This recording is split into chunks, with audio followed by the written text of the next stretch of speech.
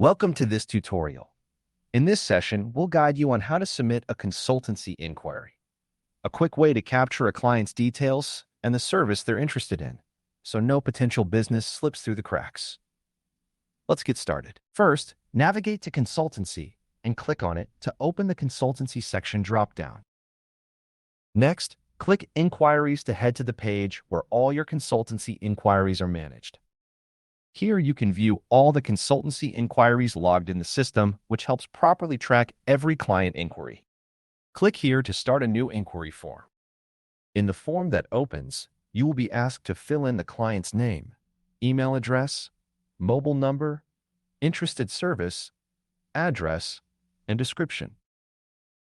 Now proceed to entering the client's full name in the name field. Then add the client's email address in the email field so you have a way to follow up with them.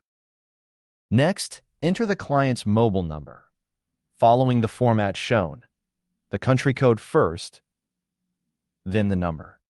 Now select the service they're interested in from the dropdown, in this case, IT infrastructure audit.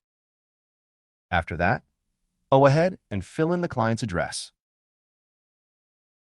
Then, in the description field, spell out what the client is asking for. For example, requesting an IT infrastructure audit to assess network performance, security controls, cloud environment, etc.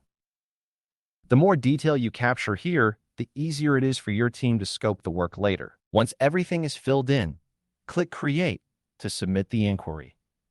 It will then be recorded on the Consultancy Enquiries dashboard. And that's a wrap on submitting a consultancy inquiry. You've now learned how to capture a client's details, select their service of interest, and log a clear description of their request, all in one place. Thank you for watching, and stay tuned for more videos.